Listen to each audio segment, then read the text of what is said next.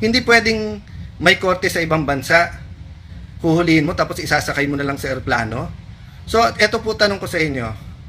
Paano kung sitting Supreme Court Chief Justice, sitting Speaker, sitting Senate President, sitting Cabinet Member, sitting President ng ating bansa, may isang international court na naglabas, yung PNP, huhulihin nyo na lang, sasakay nyo na lang sa eroplano, aalis na sa ating bansa? Diba? So, yung President, napaka-importante.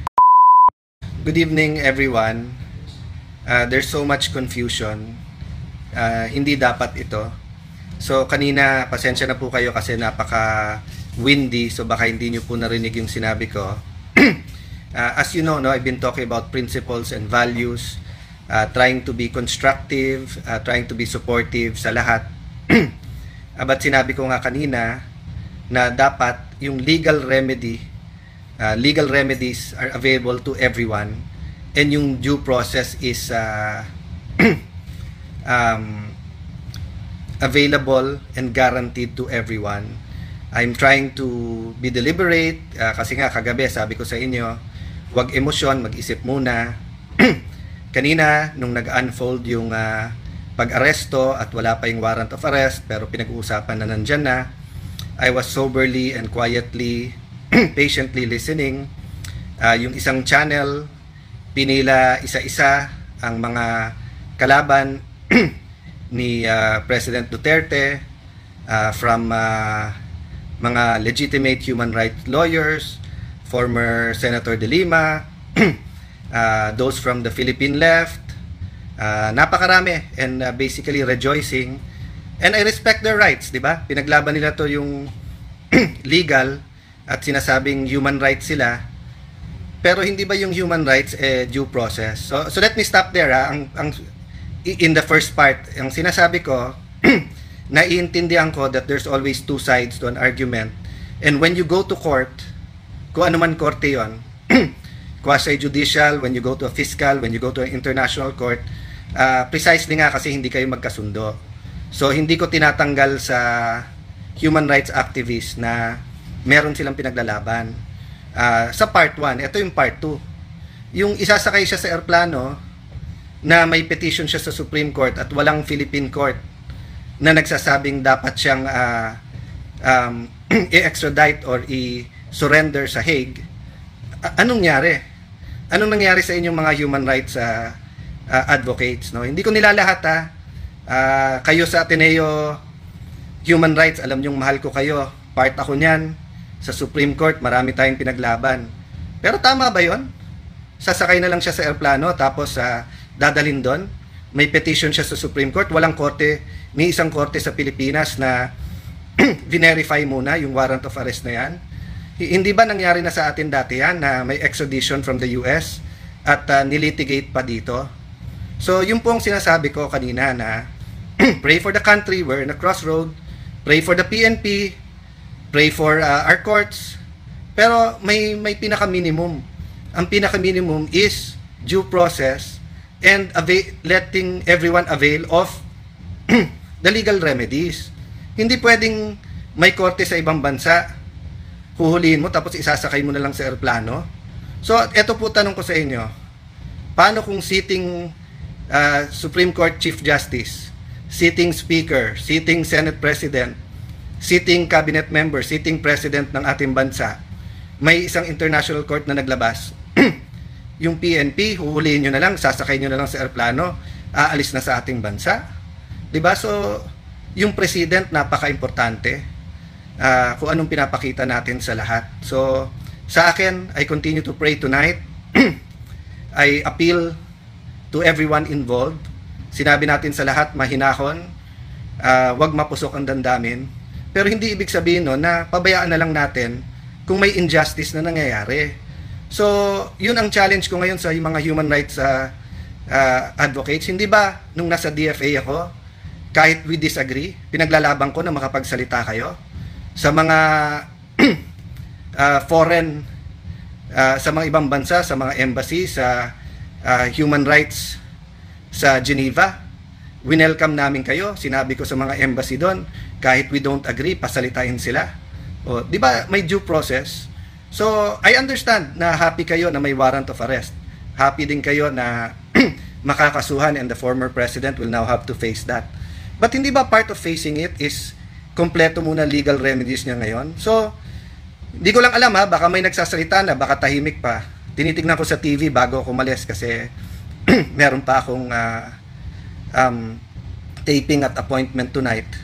Tinitignan ko walang mga human rights na nagsasabing tama yung warrant of arrest pero sandali lang, mali na sinakay nyo na lang sa airplano at padadala nyo sa ibang bansa.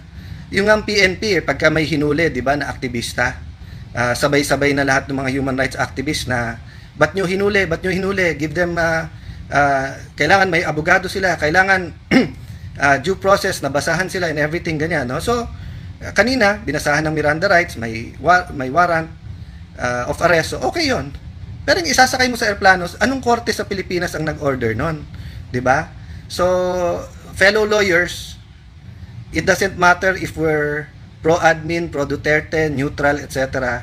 Ang pinag-uusapan na dito, ano yung batas ng Pilipinas. And ako personally, I'm so uncomfortable. I'm much more than that, but I'm just trying to maintain my cool na pwede talagang a foreign court will order, tapos arestuhin mo dito. Sige, sabihin mo pwede yon, but hindi ka pwedeng pumunta ng korte at hindi pwedeng i-sort out muna ng korte yon. Bigla mo na lang isasakay sa airplano. No wonder si Kitty sabi niya, this is the plane na kinidnap yung yung tatay ko, di ba? Pag sinabi mong kidnap, I'm not talking about the legal term, yung colloquial term, no? Yung ordinary meaning ng Pilipino. Kapag ka may legal authority ka na kunin yung isang tao, hindi kidnapping yon, di ba? So, maa-argue na kailangan arestuhin kasi nga yun ang interpretasyon ng gobyerno natin ngayon, tapos whether sa krame or kung saan man siya i-detain, di ba? Pero yung hindi mo binigyan ng 24 hours yung kanyang mga legal counsel na questionin to sa korte. So no wonder yung bata kidnapping ang tawag. And I think many Filipinos will interpret it that way, no? So hindi ako pwedeng hindi magsalita kasi parati namin sinasabi sa aming show kay Tano in Action with Boy Abunda na yung tama. Yun din ang turo ng tatay ko, yung tama. Yun din ang nasa Biblia, kung anong tama ay tama. So I don't feel that I have to speak on all legal issues, and I really try to be supportive of each and every administration because I know mahirap maging nasa administrasyon, di ba? But at saka napakahirap po i-defend yung hindi natin kasundo, hindi natin kabate, yung lalo kung parati ka in-Alaska and everything. But ano ba yung bare minimum, di ba? Yung bare minimum is yung karapatan nung kalaban mo respetuhin at may karapatan siyang tumakbo sa korte. So I'll end there, but I hope no na may nakikinig pa tayong lahat. I believe that lawyers are officers of the court. Yun ang turo sa atin sa law school. I don't think may pumapasok naman sa law school na hindi idealistic. Lahat naman tayo halos gumagraduate ng idealistic, tapos nagiging practical pag nagpa-practice na, nasa gobyerno, nasa business. But there are times that we just have to stand up for what's right. And we have to echo that para malinaw sa lahat. So, kailangan malinaw sa DOJ, sa PNP, sa militar. Kailangan malinaw po sa practicing lawyers, malinaw sa mga businessmen, malinaw sa mga anak natin, kahit 7-year-old yan, grade 1, grade 5. Nasa Pilipinas, pagka may nag-accuse sa'yo, you can go to court. Pagka hindi malinaw, katulad ngayon, there's so much confusion, you have a court, you have a system that's working, that you can go to and you can run to, and you give them reasonable time. Di naman namin sinasabi na 15 days, 30 days, 2 months, hindi nag-action yung korte. Huwag niyong gawin yung tama, yung dapat tingin yung tamang gawin, di ba? Pero yung kalilipad lang galing dito, yun nga, 80 years old, kailangan ng medical attention, tumakbo na yung mga lawyers sa korte, bigla niyong isasakay sa airplano, tapos dadalhin niyo na sa Hague. I mean, alam ko serious yung charges. Isa po ako sa nagtanggol dyan at isa po ako sa who listen to criticism, and I also criticize behind closed door, and I also drew the lines, no? Having said that, there was always a court to go to, and there was always palitan ng kuro-kuro, palitan ng ideas, palitan ng akusasyon para mapag-usapan, 'di ba? So si President Duterte, former President Duterte, iba magsalita sa human rights. Ako, I've always respected you. Kahit magkabila sa politika, I've always said na trabaho nyo yan. Kahit yung tatay ko noon, ang daming mga controversial cases, yung ibang human rights lawyers, ite-take nila kahit na ang baho-baho, kahit ang galit na galit yung tao doon sa accused, meron abogado, I have to defend their rights. At tinuruan niya ako na respetuhin mo yung mga yan, Alan, kasi kailangan may magtanggol ng basic rights nila. So, pinakasimple lang sa akin, hindi ba basic right ng kahit sinong Pilipino, much more a former president, di ba? Hindi ba basic right niya naman na he can go to court and ask the court to interpret bago nating gawin? Paano po kung 1,000 ang gustong ipadampot ng ng ICC na yan? So, 1,000 eroplano na ba ang nakahanda para ilipad isa-isa at hindi na pwedeng pumunta sa korte? Baka sabihin nyo sa iba sa inyo na absurd naman yung sinabi mo, Kuya Alan. Hindi po, sa debate po, may tinatawag na argumentum ad absurdum. You bring the argument to the absurd para nga you can assess kung yung ginagawa mo tama. Diba? So, let me pose that question. If the ICC now orders the arrest of the whole Supreme Court, they order the arrest of the whole Congress or Senate, they order the arrest of a sitting president, will we now arrest them and put them on a plane and send them there? Sabihin nyo, absurd. Hindi So, nung 2022 halimbawa, nung bago yung administrasyon, you have 2 congresses who supported PRD. You have the Supreme Court na nakaramihan at that time was appointed by PRD. Diba? May mga court, may mga cases na So, pwedeng sabihin ng ICC, sama-sama kayong lahat. Diba? So, yun yung isa na absurd ba yon? But that can happen, diba? O secondly, yung sinabi ko, hindi matataas na tao pero marami. Let's say they suddenly send na 200 names of PNP or former PNP, 100 from PDEA, they send you 200 names from the AFP, they send you names from the cabinet, etc. So 500 yan, 1,000. Arestuhin natin sabay-sabay yan, tapos hindi natin hihintayin sabihin ng korte, doon na lang sa Hague. Lumaki po ako na alam ko po yung saying, sa presinto ka na magpaliwanag. Pero may bago na ngayon, sa Hague ka na magpaliwanag. Mahirap po magpaliwanag sa Hague. At anong gagawin ng embassy doon after makita yung nangyari dito? Will they give assistance to PRD? Knowing na dito, hindi natin hinintay yung korte? Paano yung mga lawyers na kailangan niya doon? Paano yung doctors na kailangan niya doon? So, it just boggles my mind, how we could put him on a plane then just say sa Hague na lang magpaliwanag, no? So, I'm talking to you from the heart, but I'm also a lawyer, a former speaker, former DFA secretary, former congressman, so and a lawyer. So, 'di ba ang tinuturo sa atin pinakasimple, ano ba yung reasonable? So, hindi ba reasonable na patulugin siya na may doktor, let him get some rest, see what will happen tomorrow sa Supreme Court, see what the lawyers from both sides do in terms of seeking legal remedy, then give everyone due process, and then sort out the confusion, di ba? Sort out the confusion, di ba?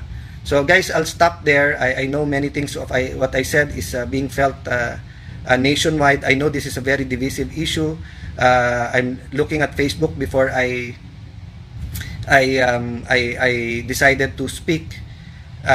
Hating-hati or mas maraming iba-iba, but yung point ko nga pagdating sa due process at legal remedies, hindi dapat tayong hati-hati, 'di ba? Hindi dapat tayong doon. Dapat yung pinakasimple na let me leave you with this. Ang Diyos ay all-knowing. Alam niya na kinain ni Eva at Adan yung forbidden fruit. Pero sabi ni Lord? Nasaan kayo? Ba't kayo nagtatago? Tapos nung sinabi ni Adam and Eve, we're hiding, we're naked, sabi niya, why are you naked? Alam na ng Diyos kung ano nangyari, pero binigyan pa rin niya ng due process si Eva at Adan by asking them. So when the lawyers go to the court and saying, ano ba tong warrant? Ano ba tong ICC? Tama ba? Mayroon bang jurisdiction? So ngayon sa media nag-argue lahat ng abogado okay lang yon para maintindihan natin, pero pagka nilipad mo na, mutin academic na, ang Hague ba susunod pag sinabi ng Supreme Court, ibalik mo yan? Ang sasabihin ng Hague, kami na may jurisdiction dyan, no? So, I don't think may conflict yung ano sabi, Roy, umiyak ka lang dyan, wala ka nang magagawa kahit lumuha ka ng dugo. Hindi totoo yun, Roy. Una-una po, ang pag-iyak sa bayan, pag-iyak ng puso namin dahil nga walang due process, para sa atin lahat yun, para din sa iyo. Kung ikaw o kamag-anak mo ihulihin tapos sabihin sa iyo, sahig ka na magpaliwanag. So, ganito din po ako kung ang hinuli ay taga-admin ngayon. Ganito din po ako kung ang hinuli ay kalaban namin sa Taguig. Siguro wala lang ganitong public attention dahil hindi natin papansinin lahat, di ba? Patunayan kung mali, simple lang po. Pumunta ka sa law school, kahit sinong teacher sasabihin sa yung mali kasi may due process dapat, di ba? Due process, there is no power in this world that is above due process. Not the United States of America, not the United Nations, not NATO, not the ICC. Sabi ko nga sa inyo, ang God above us eh. Pero makikita mo, all throughout the Old and New Testament, may due process siya. Di ba? Nagtatanong muna at binibigyan tayo ng tsansa. Of course, tayo guilty, no? So, mga kapwa, mga kapatid na abogado, regardless po kung administration tayo position, and I'm not speaking against any one person or any one group. I'm just saying mali, mali. Ang tama ay tama at mali ay mali. So, tanong ni Leslie, may TR no ba Supreme Court? Sa pagkaalam ko, Leslie, wala pa. Pero ang pagkaalam ko, you give them reasonable time. Ang problema kasi pag nasa aeroplano at lumipad na, susunod ba yung piloto pag sinabing may Supreme Court, TRO, wala ka na sa jurisdiction ng Pilipinas. Pag nandun sa Hague, pag nag-utos tayo sa Interpol, ibalik nyo si Duterte dito, ibabalik ba nila? 'Di ba? So, 'di ba nangyari yan sa gusto ng US kunin na kaagad si Congressman Jimenez? Ang haba pa ng proseso na nangyari. Kasi nga, binigyan pa nila ng lahat ng pagkakataon dito sa korte na magpaliwanag muna kung tama yung extradition or hindi, di ba?